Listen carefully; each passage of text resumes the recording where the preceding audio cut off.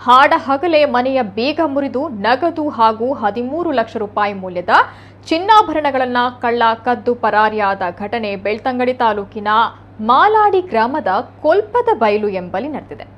ಭಾನುವಾರ ಮಧ್ಯಾಹ್ನ ಮನೆಯ ಯಜಮಾನಿ ವಸಂತಿ ಹೆಗ್ಡೆ ಅವರ ಮಗ ಮತ್ತು ಸೊಸೆ ಮನೆಗೆ ಬೀಗ ಹಾಕಿ ಬೆಳ್ತಂಗಡಿ ಕಡೆಗೆ ತೆರಳಿದ್ದಾರೆ. ಈ ವೇಳೆ ಮನೆಯಲ್ಲಿ ಯಾರೂ ಇಲ್ಲದ ಸಮಯವನ್ನ ನೋಡಿ ಕಳ್ಳರು ಮನೆಯ ಮುಂದಿನ ಬಾಗಿಲಿಗೆ ಹಾಕಿರುವ ಬೀಗ ಮುರಿದು ಮನೆಯೊಳಗೆ ಪ್ರವೇಶಿಸಿ ನಗದು ಸೇರಿ ಚಿನ್ನಾಭರಣಗಳನ್ನು ಕಳವು ಮಾಡಿದ್ದಾರೆ.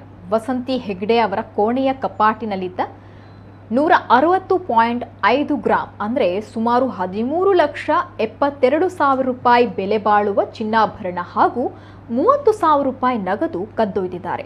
ಈ ಬಗ್ಗೆ ಪುಂಜಾಲಕಟ್ಟೆ ಪೊಲೀಸ್ ಠಾಣೆಯಲ್ಲಿ ಪ್ರಕರಣ ದಾಖಲಾಗಿದೆ.